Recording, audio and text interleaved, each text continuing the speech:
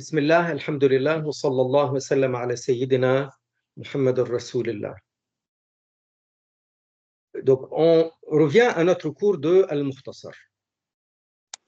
Nous avons parlé, il y a aussi la croyance aux anges d'Allah, aux envoyés d'Allah, les prophètes. On a parlé des prophètes d'une manière générale.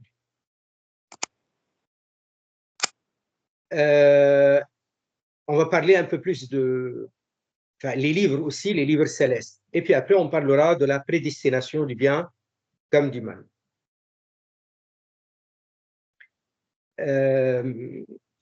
Les prophètes, dans un hadith, on avait dit qu'ils sont 124 000, les messagers parmi eux, c'est 313 ou 314, ça dépend des versions. Et on avait parlé de la différence, de la distinction, de la définition de prophète et de messager.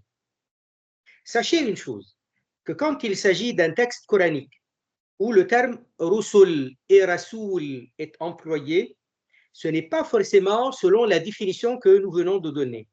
Parfois, le mot rasoul et rusul vient dans le sens de envoyer, au sens large du terme, ce qui comprend prophète, qui n'est pas forcément messager selon la définition que nous avons donnée. Il faut dire que les définitions que nous donnons tiennent compte du texte, mais pour que ce soit très clair, pour que les gens ne confondent pas. Mais les textes en soi, parfois, utilisent les termes sans que ce soit exactement comme les définitions que nous avons données par la suite. Nous, on ne contredit pas, les ulama ne contredisent pas les textes. Seulement, les textes sont dominants. Et le jargon vient après, pour que les choses ne soient pas confuses. C'est-à-dire, quand le prophète sallallahu alayhi wa sallam, il dit « An tu'mina billah » que tu crois en Allah, « wa malaikatihi » ses anges, « wa kutubihi » ses livres, « wa rusulih » rusul, pluriel de rasoul. Rusul, pluriel de rasoul. Est-ce que ça veut dire, le hadith, il dit que nous devons croire seulement aux messagers, ceux qui sont particulièrement parmi les prophètes ayant eu des messages, des lois différentes par rapport aux messagers précédents? Non. Là, le mot rusul est au sens large du terme, dans le sens de envoyer, qui comprend tous les prophètes, alayhim assalam. Très bien. Donc, parfois, on lit un verset du Coran et le verset du Coran parle d'un prophète quelconque avec le titre de Rasoul. Ça ne veut pas dire forcément qu'il est Rasoul selon la définition que nous avons donnée. Ça peut vouloir dire Rasoul au sens de envoyé, au sens de prophète, même s'il n'est pas Rasoul au sens du jargon qui a été arrêté par certains savants, disant que Rasoul, il est un prophète particulier ayant reçu de nouvelles lois. Parfois, c'est seulement au sens de prophète, pas plus. Ça, c'est une remarque pour ne pas croire qu'il y a une contradiction. Ce n'est pas une question de contradiction. Autre chose, les prophètes que nous connaissons dans le Coran sont 25, y compris notre prophète Muhammad sallallahu alayhi wa sallam, il fait partie des 25 connus dans le Coran. Dans la Sunna Nabawiyya, il y a d'autres noms que nous connaissons, dans la Sunna, selon la Sunna. Et parfois dans les livres de tafsir du Coran, pas la Sunna, plus encore, la Sunna, ça veut dire la parole du prophète alayhi salatu wassalam. On peut ajouter à ce qu'on peut appeler Sunna la parole des compagnons, parce qu'on considère qu'un compagnon, lorsqu'il va nous parler de quelque chose dont il ne peut avoir connaissance, si ce n'est à partir du prophète, on va dire donc il l'a appris du prophète. Alayhi salatu wassalam. Alors, parfois, il arrive que le compagnon dise une chose sur les prophètes sans dire « Rasulullah m'a appris ». Quand il va parler de al-ghayb, quelque chose qui ne relève pas de la déduction, qui ne relève pas des enseignements de loi, quelque chose de al-ghayb. Al-ghayb, c'est ce qu'on ne peut pas voir, l'invisible, ce qu'on ne peut pas percevoir avec nos 5 sens. Donc forcément, comment il peut le savoir? Forcément, il a une seule source, Rasulullah sallallahu alayhi wa sallam. Mais quand il n'a pas dit Rasulullah m'a appris, Rasulullah sallallahu alayhi wa sallam a dit, on va qualifier sa parole de transmission d'un hadith, et il y a un nom spécial à ça. On dit ce hadith, il est mawqouf. Ça veut dire c'est le prophète, enfin, c'est le compagnon qui dit, sans rapporter du prophète alayhi salatu salam. Mais nous pensons que, étant donné qu'il parle de l'invisible, de l'imperceptible, chose qu'on ne peut connaître qu'à partir du prophète alayhi salatu salam, nous pensons donc qu'il s'agit là d'une parole, d'un enseignement prophétique alayhi salatu salam, mais il ne l'a pas ouvertement, explicitement exprimé, le compagnon. Donc nous avons dans le Coran 25 noms. Nous avons dans la Sunna quelques-uns de plus. Nous avons dans la parole que nous appelons la Sunna, parole prophétique, mais aussi quelques enseignements que nous détenons des compagnons. Mais avec, comment dire, avec hésitation. Pas avec hésitation, parce que parfois les compagnons pouvaient rapporter de ce qu'ils connaissaient, de ce qu'ils ont appris, de ce que les gens du livre ont enseigné. Ça veut dire que les compagnons du prophète, alayhi salatu wassalam, parfois certains d'entre eux, ils avaient accès, parce qu'ils ont côtoyé des savants juifs ou chrétiens qui se sont convertis à l'islam. Et ils ont eu accès à certains écrits de la Torah. Bon, tout n'était pas en forme, tout était forcément conforme en forme. Tout n'était pas forcément conforme dans les textes qu'ils avaient entre leurs mains, mais ça donne quand même quelques renseignements sur des prophètes précédents. Alors, il arrive que le compagnon, ils disent qu'il y a ceci, cela par rapport à un prophète précédent, mais leur source n'était pas le prophète lui-même, alayhi salatu wassalam, mais soit des savants des Banu Israël anciennement juifs et anciennement chrétiens, ou alors des écritures des anciennes communautés. Donc ça, c'est possible. C'est pourquoi, quand on dit sunna, on peut prendre quelque chose avec certitude. Quand la sunna, ici, ça comprend la parole prophétique, alayhi salatu wassalam, auquel cas on n'a aucune hésitation. Mais quand il s'agit du compagnon, et les ulama nous disent, ça c'est prophétique, mais le compagnon ne l'a pas dit explicitement, on peut faire confiance. Quand le compagnon, il nous rapporte des savants des Banu Israël, c'est pas qu'on ne peut pas faire confiance. Là, ce n'est plus la même chose. Ça veut dire que c'est sujet à la controverse. Tout dépend maintenant si c'est conforme à nos enseignements, donc c'est probable. Si ce n'est pas conforme à nos enseignements, donc forcément c'est faux. Donc, je parle des noms des prophètes. Alors, par exemple, nous connaissons dans la sunna, dans la parole de Rasulullah sallallahu alayhi wa sallam, le nom de quelques-uns parmi les prophètes qui n'ont pas été mentionnés dans le Coran. Comme par exemple Sayyiduna Shith alayhi salam, le fils de Sayyiduna Adam. Et lui, il est entre Adam et Idris. Donc, en premier Adam, en deuxième Shith. Shith n'est pas dans le Coran. Idris, oui, dans le Coran. Nuh après. Donc, ce qu'on a dans le Coran comme chronologie, Adam, ensuite Idris et ensuite Nuh. Dans la Sunna, le prophète alayhi salatu salam parle de Sayyiduna Shith alayhi salam.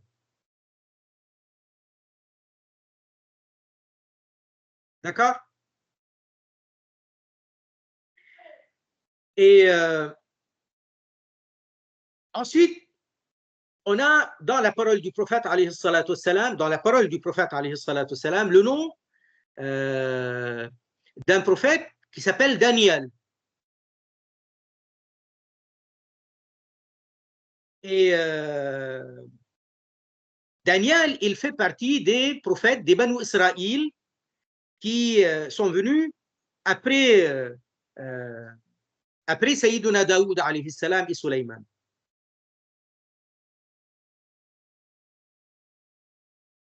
D'accord? Ce temps-là, on l'appelle le temps de la déportation à Babylone. Il y a eu à un moment donné dans l'histoire des Banu Israël un roi babylonien. Babylone, c'est en Irak. Il a envahi la région de Cham et notamment la Palestine, là où il y avait les Banu Israël, et il les a déportés. Il les a contraints à partir, à quitter la Palestine, il les a déportés à Babylone. Les Juifs, ils appellent ça, et les chrétiens, ils appellent ça le temps de la première destruction du temple. Nous ne reconnaissons pas l'appellation temple. Pour nous, le lieu dont il est question, c'est Al-Masjid Al-Aqsa. Allah, dans le Coran, il l'a appelé Masjid. Il ne l'a pas appelé Bi'a ou Saluta.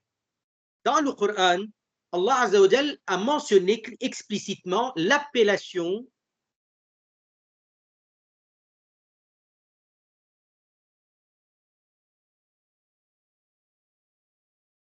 attendez, je vais envoyer le lien.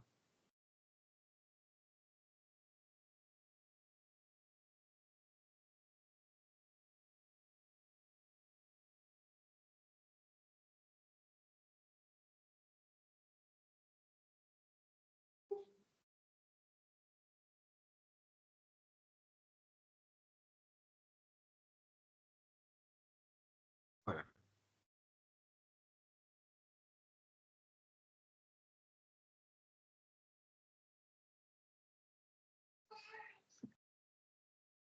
Très bien.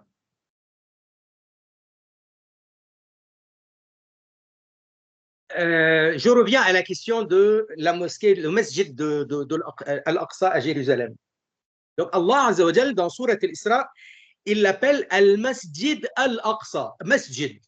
Dans le Coran, Allah Azza wa Jal a mentionné l'appellation, comment on appelle les lieux de culte des communautés musulmanes, des prophètes précédents. La communauté des Banu Israël, qui étaient des adeptes de Sayyiduna Moussa, alayhi salam, et celle de Sayyiduna Isa, alayhi salam. Celle de la Ummah de Sayyiduna Isa, on l'appelait Bi'a, et au pluriel Bi'a. Bi'a et Bi'a. Et celle de Sayyiduna Moussa, on l'appelait Salouta, et au pluriel c'est Salawat. Et dans la Ummah de Sayyiduna Isa, il y avait aussi les Sawami'a, pluriel de Sawma'a. Donc, Salouta, je vais l'écrire dans les messages. Salouta, hein, au pluriel, voilà.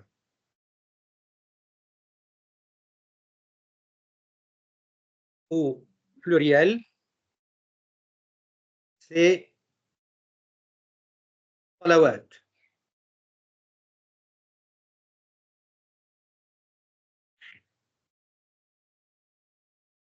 Eh bien, ça c'est la Ummah de Moussa alayhi salam.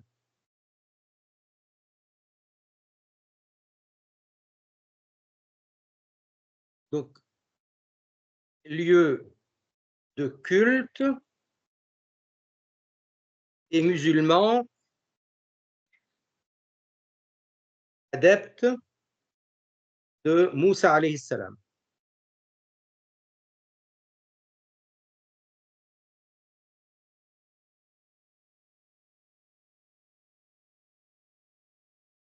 On a Bi'a, plutôt Bi'a.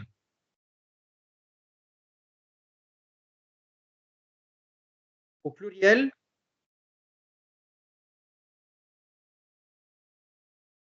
c'est Bi'a. Lieu de culte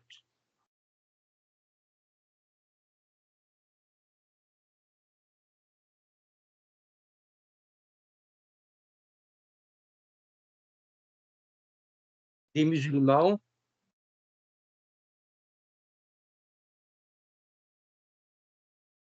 de la Ummah Isa alayhi salam.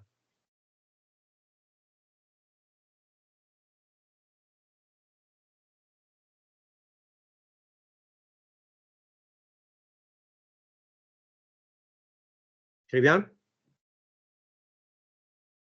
On a aussi les sawami', sawma'a, sawma'a, pluriel.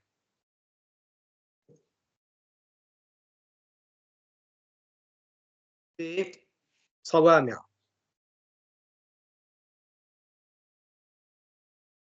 Ça, c'est les, les, euh, les sawami', c'est des ermitages, si vous voulez, mais individuels.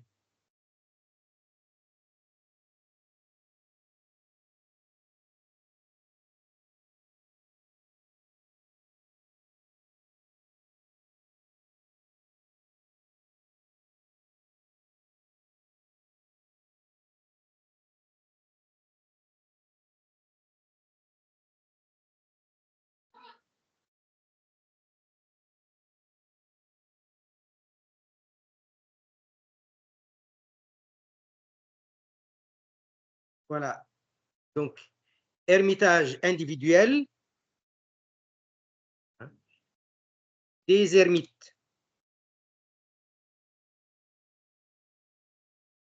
de la Ummah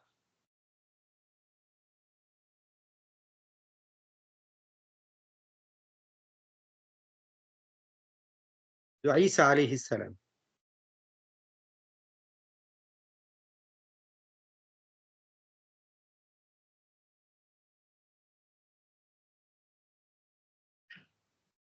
Très bien.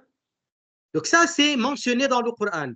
Salawat, biya', sawami', hein, c'est mentionné dans le Coran. Donc comment se fait-il que par rapport à la mosquée de Jérusalem, Allah Ta'ala ne l'a pas appelé ni saluta, ni bi'a, mais il l'a appelé masjid. La mosquée de Jérusalem, il l'a appelé masjid. Donc c'est pour nous dire que ce soit l'un ou l'autre, c'est des appellations sur leur langue précédente. Et c'est des appellations comme ça. Mais ça, il l'a appelé masjid, clairement identifié comme nous connaissons, nous, la définition du masjid. Alors, ça, c'était pour dire que nous ne reconnaissons pas les appellations, les jargons des chrétiens et des juifs quand ils disent le temple. Il n'y a pas de temple. Daoud, alayhi salam, il est prophète. Il n'a pas fait un temple. Sulayman n'a pas fait un temple. Ibrahim n'a pas fait un temple.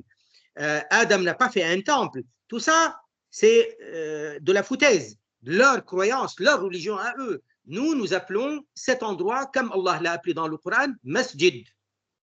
Donc, c'est rattaché à nous et c'est rattaché à l'islam. Donc, dans le roi babylonien en question, qui s'appelle Nabuchodonosor, Nabuchodonosor ou Nazar, c'est Nabuchodonosor, parfois il l'appelle comme ça dans les termes bibliques, il a détruit le masjid. Eux, ils disent le temple. Et dans cette période de déportation, il y avait quelques prophètes. Parmi eux, il y avait Sayyiduna Daniel, alayhi salam. Donc, on a des noms comme ça. Et on a des noms que nous connaissons purement dans les livres d'histoire. Ce sont nos savants qui ont connaissance de par leur connaissance des écritures des anciens, des anciennes communautés, ils ont quelques noms. Mais ça, c'est sujet à la controverse. On ne peut pas les confirmer comme on ne peut pas les infirmer, à moins que ce soit en contradiction avec nos textes. Donc ça, c'est pour revenir à la question des prophètes, alayhim as-salatu wassalam. Une chose aussi qui est importante à faire remarquer, c'est que beaucoup des prophètes parlaient les langues des peuples dans lesquels ils se trouvaient, sans que ce soit forcément leur langue à laquelle on aurait pu croire qu'ils seraient attachés. Par exemple, Sayyiduna Daoud, il est des Banu Israël. Sayyiduna Sulayman, il est des Banu Israël. Habituellement, nous disons que les Banu Israël sont des Hébreux. Or non. Même Isa alayhi salam, il est de Banu Israël, et les Banu Israël, d'ordinaire, sont Hébreux. Or non. Ces trois prophètes que je viens de citer, Daoud, Sulayman, Isa, leur langue dans lesquelles ils communiquaient avec leur population, essentiellement, c'était le syriaque et non pas l'hébreu. Ça ne veut pas dire qu'ils ne connaissaient pas l'hébreu, mais ça veut dire que la langue dominante, y compris des Banu Israël de cette époque-là, était le syriaque. C'est pourquoi Az-Zabour de Sayyiduna Daoud était en syriaque, Al-Injil de Sayyiduna Isa était en syriaque et non pas en hébreu. Et pourtant, nous avons l'habitude, la fâcheuse tendance, quand on parle des chrétiens, des juifs, des judéo-chrétiens, soi-disant, qui est un mythe, hein, judéo-chrétien, ça n'existe pas. Juifs et chrétiens ont toujours été ennemis à fond. Il y a une hostilité, il y a une haine, une opposition, il n'y a rien de pratiquement commun, si ce n'est que la Bible reprend l'Ancien Testament, et dans l'Ancien Testament, il y a ce qu'ils appellent la Torah, mais sans reconnaissance du judaïsme en tant que tel, parce qu'ils considèrent que les Juifs, ils ont trahi Sayyiduna Isa, et les Juifs considèrent que Sayyiduna Isa est un imposteur. Donc il n'y a rien de vraiment commun, si ce n'est quelques bribes comme ça de choses qu'ils considèrent communes, mais avec une haine farouche entre les deux. Donc, quand on dit les Banu Israël, les Israélites hébreux, ce n'est pas forcément vrai. Oui, Ibrahim alayhi salam, il parlait à un moment donné dans sa vie syriaque, puis après il a parlé hébreu, et l'hébreu est resté dans les Banu Israël. Mais après, les peuples évoluent. Les peuples changent parfois de langue parce qu'ils côtoient d'autres peuples dominants. Nous sommes arabes, nous sommes en France, nous parlons français. Nous sommes arabes. Dans certains pays arabes, pendant longtemps, on a parlé français. Enfin, certaines populations, certaines couches de la société. Je ne parle pas de moi ou des Libanais en particulier. Je parle de quelque chose qui existe. Donc, les Banu Israël, ils ont connu ça. Ils sont, si on veut revenir à leurs ancêtres qui parlaient hébreu, mais beaucoup d'entre eux on parlait plus le syriaque que l'hébreu. Tellement, c'était une langue dominante, le syriaque, que Az-Zabour de Sayyiduna Daoud était en syriaque, Al-Injil de Sayyiduna Isa était en syriaque. Voilà. Donc, en ce qui concerne les prophètes, alayhim as-salatu was-salam, parfois, il arrivait que plusieurs prophètes soient en même temps. Et parfois, plusieurs prophètes étaient en même temps, mais dans des régions lointaines. Ils n'étaient pas forcément en train de communiquer entre eux. Alors, par exemple, nous avons le cas de Sayyiduna Moussa alayhi salam et Haroun. Ils étaient tous les deux prophètes messagers, tous les deux Rusul. Mais ils sont tous les deux dans les Banu Israël. À un moment donné, Sayyiduna Moussa alayhi salam, il entend parler de par la révélation. Allah lui révèle qu'il existe un homme très savant que Moussa alayhi salam ne connaissait pas. Et que cet homme-là connaît des choses que Moussa ne connaît pas. Ça ne veut pas dire qu'il est plus savant que Moussa, mais il connaît des choses que Moussa ne connaît pas, que Moussa ne connaissait pas. Et Moussa alayhi salam a voulu le rencontrer. Et ce récit, il est dans Surat al-Kahf. Et cet homme-là, c'était Al-Khadir alayhi salam. Majoritairement, les ulama, et le plus fiable, l'avis le plus fiable est que Al-Khadir était un prophète messager. Non seulement un simple prophète, mais un prophète messager. Le nom Al-Khadir n'a pas été mentionné dans le Coran. Le mot Al-Khadir, le titre, le nom, son nom en tant que il s'appelle Al-Khadir, c'est pas dans le Coran. Mais dans la Sunna Nabawiyya, le prophète alayhi salatu wassalam, il en parle. Et il dit qu'il s'appelait Al-Khadir. Alors, ça nous donne une idée qu'il est possible que des prophètes vivent loin les uns des autres sans qu'il n'ait de connexion, sans qu'il n'ait de contact, et sans qu'ils n'entendent parler forcément l'un de l'autre. Une autre chose, dans le même sens, Allah Azza wa Jal, il dit dans le Coran al-Karim, وَإِن مِّنْ أُمَّةٍ إِلَّا خَلَا فِيهَا نَذِيرٌ. Il n'est pas eu une umma sans qu'elle ne connaisse un avertisseur. L'avertisseur, c'est un prophète. Ou alors, indirectement, l'enseignement du prophète. Par exemple, là, nous sommes une umma. Nous dépendons de la umma, nous dépendons de Rasulullah Muhammad sallallahu alayhi wa sallam. Mais Sayyiduna Muhammad sallallahu alayhi wa sallam n'est plus parmi nous. Nous avons ces enseignements qui sont relayés par les adeptes de Sayyiduna Muhammad sallallahu alayhi wa sallam. Donc, ça continue son message avec les ulama de la umma, avec pas seulement les ulama, les individus, les musulmans, n'importe quel musulman, il peut retransmettre sans qu'il ne soit savant un peu de Coran, un peu des hadiths, un peu de ilm al-din.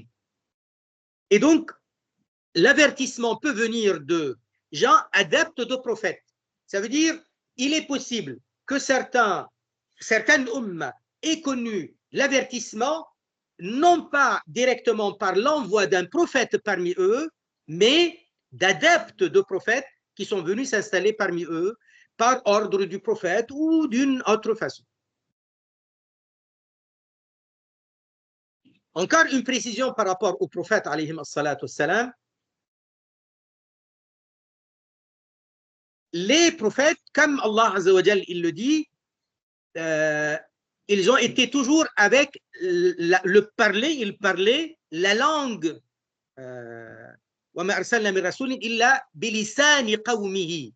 Avec la langue, le parler de son peuple, même s'il n'en faisait pas partie au départ. Même si il est venu s'installer parmi eux, donc il connaissait parfaitement leur langue. Il connaissait parfaitement leur langue.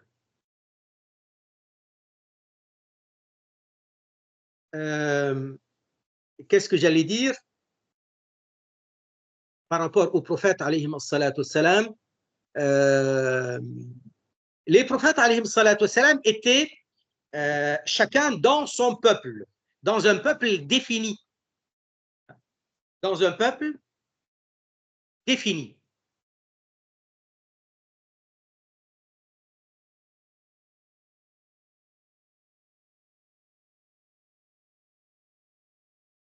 Dans un peuple défini. Et notre prophète, alayhi salatu wassalam, sa particularité, une de ses particularités, pas seulement la particularité, une des siennes, c'est qu'il a été envoyé à tous les peuples de la terre et à tous les djinns. À tous les peuples de la terre et à tous les djinns. Juste une chose qui est quand même intéressante, s'il a été envoyé à tous les peuples de la terre et à tous les djinns, donc comment il a fait? Est-ce qu'il est allé voyager? Est-ce qu'il a voyagé à travers le monde pour transmettre son message? Non, pas forcément. Mais le prophète, alayhi salatu wassalam, il avait un plan. Et ce plan, il a marché. La preuve, regardez, l'islam, il est de partout, mais il est allé de partout, l'islam, en peu de temps. Vous savez que du vivant du prophète, alayhi salatu wassalam, il y avait déjà une présence musulmane en Afrique, notamment en Érythrée et en Éthiopie. Ça, c'est du vivant du prophète, alayhi salatu wassalam, sans engager ni guerre ni conquête. Il y avait déjà une présence musulmane en Égypte. Il y avait déjà une présence musulmane, une présence musulmane en Égypte, non. Mais le message, il a été transmis en Égypte. Pas forcément en Égypte. Parce qu'il y avait, on raconte qu'il y avait des gens qui s'étaient convertis à l'islam. Le prophète, alayhi salatu wassalam, il avait envoyé des courriers au roi de l'époque.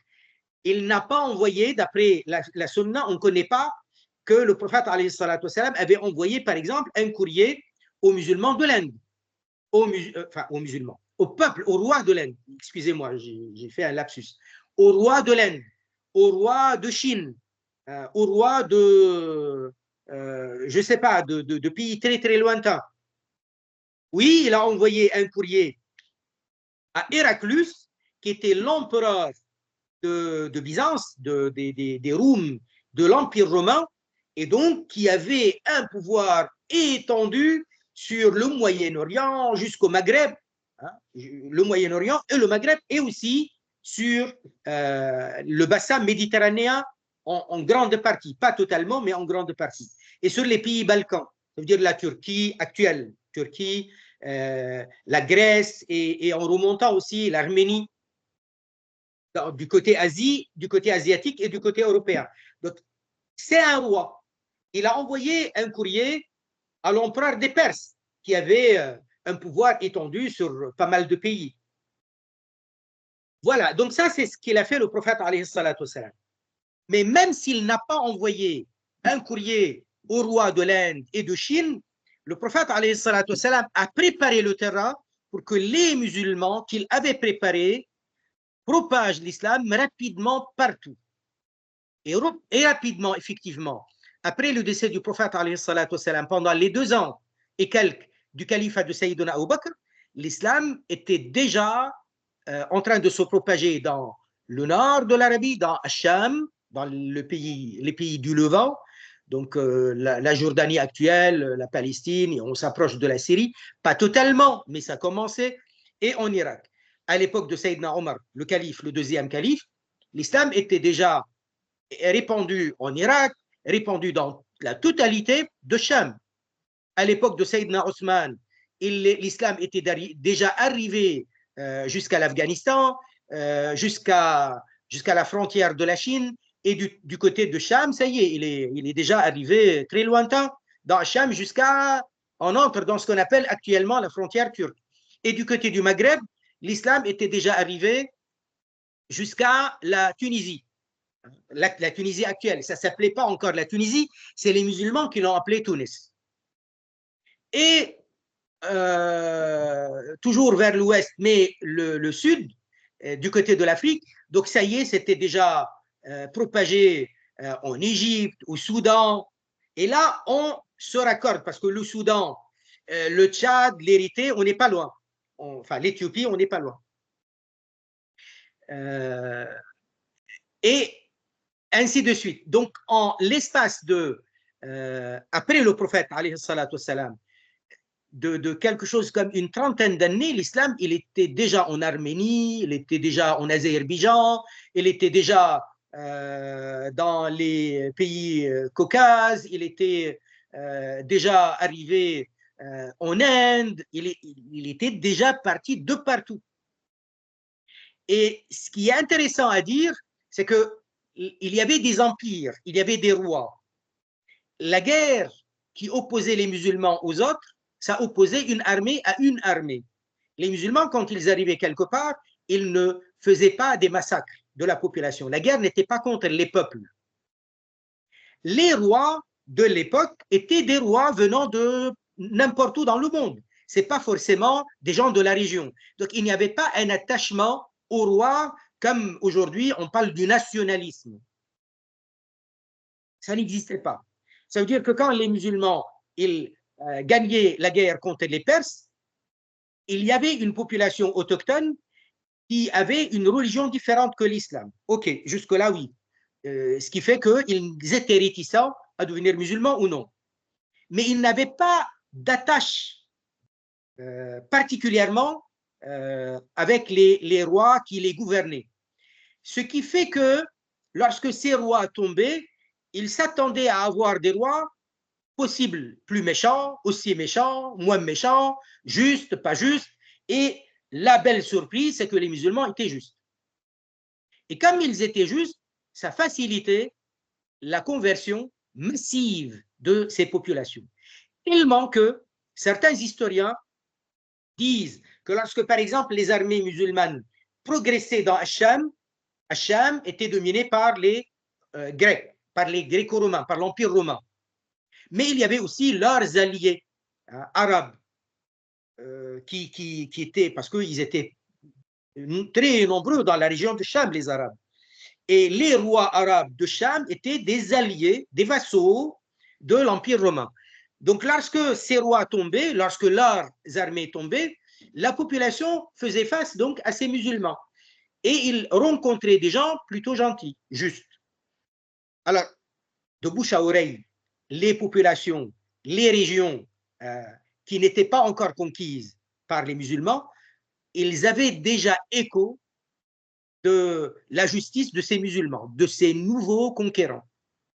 Et ces historiens racontent que parfois la population aidait les musulmans dans leur guerre, dans la conquête, contre leur roi qui les dirigeait. Vous voyez? Ça, c'est par rapport à cette histoire de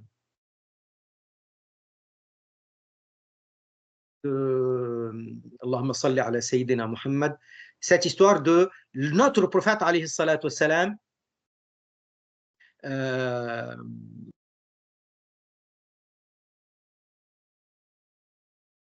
quand il devait donc transmettre son message à l'ensemble des peuples de la terre. Là, je vous ai envoyé un document sur les noms des prophètes. On va le lire ensemble, si vous voulez.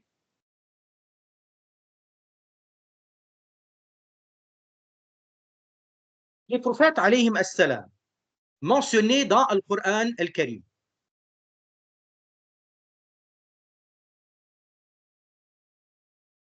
En fait, le titre, il n'est pas bon, parce que mentionné dans le Coran, Shis n'est pas mentionné dans le Coran.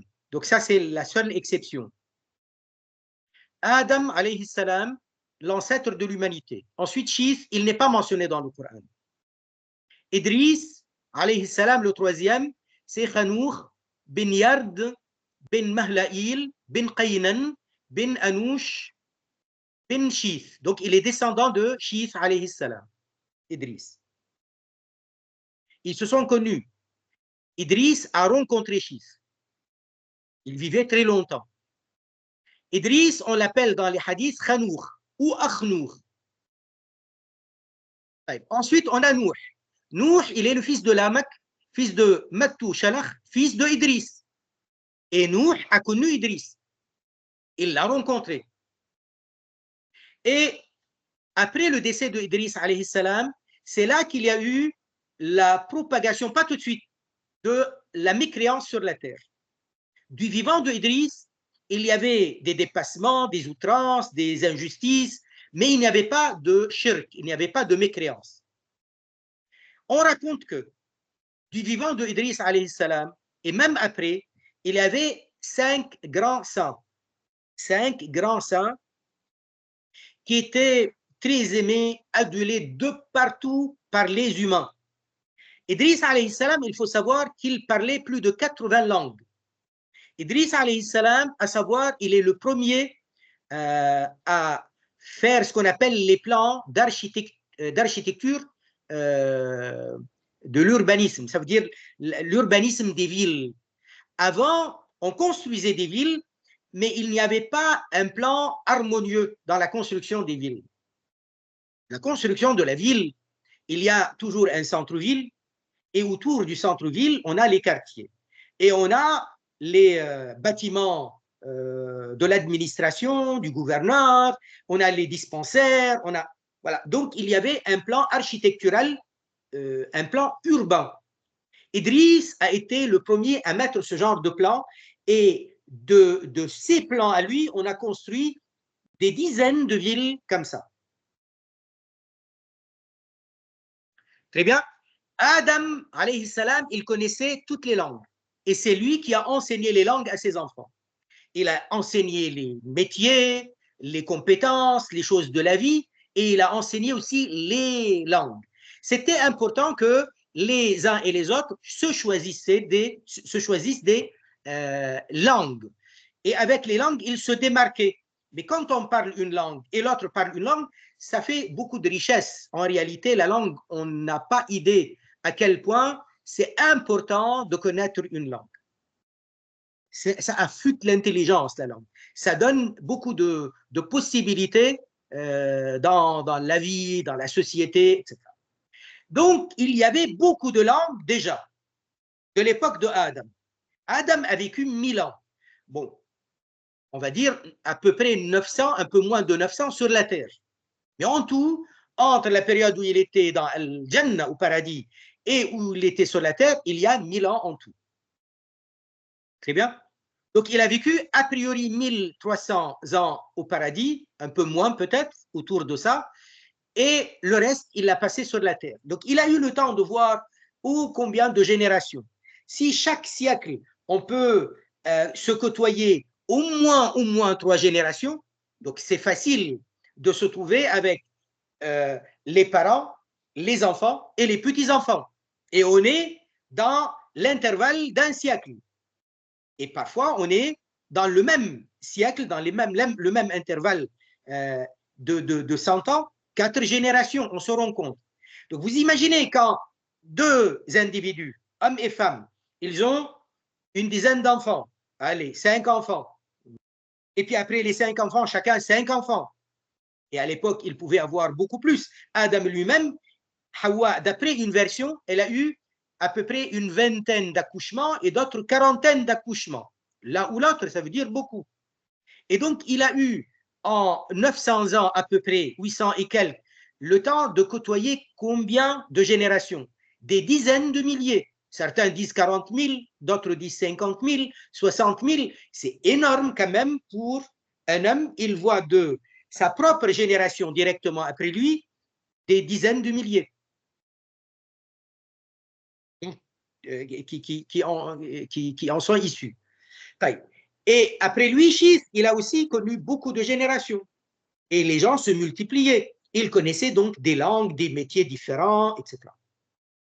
Et à l'époque d'Idriss, pareil, Idriss, par exemple, il est connu qu'il a vécu à Babylone et il est parti s'installer en Égypte. D'ailleurs, certains de nos historiens et d'autres historiens disent que c'était Idriss qui avait construit les pyramides et non pas les pharaons qui sont venus plus tard. Quoi qu'il en soit, ce n'est pas notre centre d'intérêt. On dit aussi que Idriss a été le premier à inventer l'outil, à inventer certainement par révélation de la part d'Allah Azza wa Jal, l'outil, la plume, le stylo. Ça veut dire qu'avant, on écrivait, mais on n'écrivait pas avec la plume et encre. Donc, on écrivait autrement. Peut-être en gravant, mais autrement. En tout cas, ce n'était pas comme ça. Et l'écriture elle-même, elle a évolué avec le temps. L'écriture, elle a évolué avec le temps. À une époque, l'écriture était des symboles, comme par exemple, aujourd'hui, on a toujours les symboles qui existent. Vous voyez, par exemple, quand on est sur la route et on voit le dessin de voiture, c'est un symbole. Ça veut dire que c'est une autoroute ou c'est une route. On nous montre un individu est barré, par exemple, on n'a pas le droit le passage donc individuel à pied. Bref, donc il y a des symboles. Il y a des symboles. Quand c'est pour les hommes, on a un symbole d'homme, de femme. Quand on est sur les routes aussi, on voit une gazelle. C'est pour nous dire qu'il y a des animaux sauvages qui peuvent passer. Ça dépend d'un pays à l'autre, mais il y a toujours le symbole. Il y a des pays dans le monde où leur écriture est toujours symbole, comme le mandarin chez les Chinois. Et on est passé à un moment donné à l'écriture avec l'alphabet. Donc ça, c'est une évolution, et toutes les évolutions étaient très probablement venant d'un prophète. En tout cas, les langues, ce qui est sûr, c'est que les langues, les différentes langues, sont reçues par les prophètes, par révélation. Et donc, les langues sont de par la révélation. Ce n'est pas une invention humaine. Très bien. Donc, il y avait de l'époque d'Idriss alayhi salam 5 grands saints. Les gens les respectaient beaucoup, donc ils venaient les voir pour régler leurs problèmes. Ils étaient des sages. Ils leur faisaient des doigts pour les guérir, pour régler leurs problèmes également par leurs doigts, par leur baraka. C'était des saints. Tout ça, c'est très intéressant. Et après Idriss, les uns et les autres, ils sont décédés. Les 5 sont décédés. Et c'était affligeant pour les gens. Donc, Iblis s'est glissé et il a dit, je vais vous faire le dessin de ces hommes-là pour la mémoire. Et puis après, le temps passe, une génération, autre, il leur dit, il y a une bénédiction particulière quand vous embrassez, quand vous touchez le dessin. et puis après le dessin est devenu une statue, et la statue est devenue avec une croyance différente, c'est que Allah Azza wa Jal, soi-disant, leur a donné, a partagé avec eux un certain nombre de ses pouvoirs divins. C'est-à-dire, ils ne sont pas devenus ayant pouvoir divin d'eux-mêmes, ils ne sont pas de nature divine, mais Allah Azza wa Jal leur a relégué, voilà, il les a délégués et il a partagé avec eux certains de ses pouvoirs. Ils ont des pouvoirs divins. Ce n'est pas comme lorsque on est cause à effet, non, carrément divin. Ça veut dire qu'ils sont des assistants d'Allah Azza wa Jal. Allah Azza wa Jal, donc il les a chargés de s'occuper de certains de ses pouvoirs divins au lieu qu'on s'adresse à lui. Donc là, ça devient de la mécréance. Et la mécréance est propagée de partout. Lorsque Sayyidina Nuh a été envoyé, la terre toute entière était mécréante. Et donc, il a eu beaucoup de mal. Il a vécu dans son peuple, seulement dans son peuple, les peuples de la terre, 950 ans. Et il y avait avec lui, à l'issue de tout cela, ceux qui sont montés avec lui dans l'arche, ils n'étaient que 80 individus. Donc, vous imaginez 950 ans pour, à l'arrivée, on se retrouve avec seulement 80, même pas une centaine d'individus qui ont cru en lui, y compris 3 de ses fils, Sam, Ham et Hafez, mais pas le 4e, Canaan. Voilà. Donc, Nuh, et le nombre d'années au total de Sayyidina Nuh alayhi salam qu'il avait vécu, c'est plus de 1700 ans quand même. Après Nuh alayhi salam, il y a eu Houd. Houd du sud de l'Arabie. Il était au sud de l'Arabie. Il est descendant de Sam, fils de Nuh. Après, il y a eu Salih. Il était au nord de l'Arabie. Pareil, il est descendant de Nuh. Et après, de toute façon, Nuh, c'est le second ancêtre de l'humanité. Après, dans le Coran, on parle d'Ibrahim alayhi salam. Il est né en Irak, à Our, la ville de Our. Et puis après, il a immigré, il est parti s'installer à Hébron. En arabe, on l'appelle la ville de Khalil. Al-Khalil, c'est le surnom de Sayyiduna Ibrahim alayhi salam. Et alors, il y avait aussi à son époque Sayyiduna Lut, c'était son neveu. Il y avait le fils d'Ibrahim, Ismaïl. Le prophète Ibrahim, il l'avait installé avec sa mère Hajar. Il les avait installés à l'endroit où se trouve actuellement Makkah al-Mukarrama. Il y a eu son fils Ishaq, le fils d'Ibrahim, et il était avec lui à Hébron. Il était prophète là-bas. Et il y a eu Yaqub, le fils d'Ibrahim, fils de Ishaq. Et il y a eu Yusuf, fils de Yaqub. Yaqub, c'est lui-même Israël. Israël, c'est Yusuf, c'est Yaqub lui-même. Et il avait 12 fils. Et parmi eux, Yusuf alayhi salam. Certains disent que Binyamin était prophète, le jeune frère de Sayyiduna Yusuf, mais il y a une divergence à ce sujet. En tout cas, Yusuf, il est mentionné dans le Coran. Voilà. Shu'aib bin Mikaïl, donc il est descendant d'Ibrahim, il était à Madian. Madian, c'est le nord de l'Arabie, l'actuelle Arabie Saoudite, au sud de la Jordanie. C'est là qu'il y a la ville et la région de Madian. Ensuite, on a Ayoub bin Mous bin Razih bin Al-Is bin Ishaq. Donc là, on est dans l'autre, on revient à la descendance de Ishaq. De toute façon, Ibrahim, tous les prophètes venant après Ibrahim étaient descendants d'Ibrahim. C'est pourquoi il a le titre de Aboul Anbiya, le père des prophètes. On a encore Zul Kifl. Zul Kifl, a priori, pour beaucoup de savants, était le fils de Sayyiduna Ayoub. Ayoub qui est connu, qui a été malade pendant très longtemps, de longues années. Et on a ensuite Yunus Zunnoun, fils de Matta, descendant de Binyamin ben Yaqub. Ça, c'est selon un avis. En tout cas, Yunus, c'est celui qui a été avalé par la baleine. Mais lui, il était à Ninive, en Irak. Ensuite, on a Sayyiduna Moussa bin Imran, bin Qahath, bin Azar, bin Lawi, Lévi. Lawi, c'est Lévi. les Français, on prononce Lévi, mais c'est Lawi, hein, bin Yaqub. Donc, Yaqub, Israël, c'est l'ancêtre des Banu Israël. 12 fils, donc 12 tribus des Banu Israël, des Israélites. Le premier prophète des Banu Israël, c'est Moussa. Ce n'est pas Youssouf, ce n'est pas Yaqub. Parce que Yaqub, il était prophète non pas pour ses 12 fils, il était prophète dans la région de Madian où il se trouvait. Donc, ce n'était pas forcément des Hébreux. Ou ils étaient Hébreux, descendants d'Ibrahim alayhi salam. En tout cas, c'est pas très loin après Ibrahim. Parce que lui, il est le fils de Ishaq, et Ishaq, c'est le fils d'Ibrahim. Donc, à ce moment-là, il n'y avait pas forcément des centaines de milliers ou des dizaines de milliers de descendants d'Ibrahim. Et Youssouf, il était prophète en Égypte. Et le peuple d'Égypte, ils n'étaient pas israélites ou hébreux, ou quelque chose du genre. Mais Moussa, il est de Banu Israël, et à son époque, les Banu Israël, ils étaient plus de 600 000 individus en Égypte. Et il les a sauvés de l'Égypte et il les a amenés jusqu'au Sinaï. Saïna en arabe. Saïna. Et ils étaient normalement en chemin pour aller en Palestine, mais c'était un peuple qui désobéissait beaucoup, donc ils ne sont pas parvenus en Palestine qu'après le décès de Moussa et de Haroun.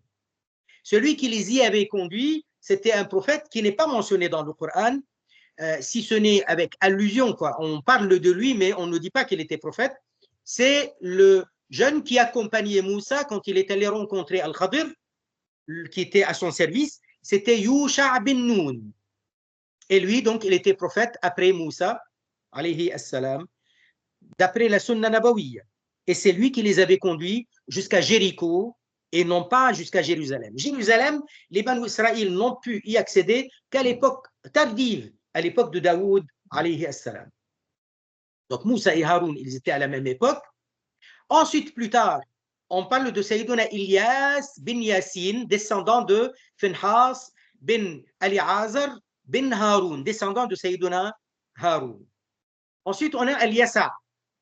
Al-Yasa bin Akhitoub, Shafat, certains ils l'appellent, descendant donc de Shoutelem, de Ephraim bin Youssef bin Yaqub. On a par la suite Daoud alayhi salam. Daoud alayhi salam bin Isha, Yissa, donc bin Ubid, bin Bouaz, etc. Donc descendant de qui? De Yahuda. Yahuda, c'est Judas. Bin Yaqub. Donc il est descendant de Judas, de Yehuda, bin Yahuda, bin Yaqub. Yahuda, bin Yaqub. Donc il n'est pas de la même lignée que Moussa, qui est descendant de Laoud. Il n'est pas comme Al-Yasa, qui est descendant de Youssouf bin Daoud. C'est bien? On a Suleyman, fils de Daoud. On a Zakaria bin Dan bin Muslim, donc il est descendant de Daoud alayhi salam. Et on a ensuite Yahya, fils de Zakaria. On a ensuite Isa bin Maryam bint Imran. Et bint Imran, Imran, lui, il est descendant de Haroun alayhi salam. Et on a Muhammad sallallahu alayhi wa sallam, descendant de Sayyiduna Ismaïl, fils de Sayyiduna Ibrahim. On va s'arrêter là, Inch'Allah. Subhanallah walhamdulillah wa la ilaha illallah, la ilaha illallah, la ilaha illallah. اللهم صل على سيدنا محمد وعلى آله وصحبه وسلم.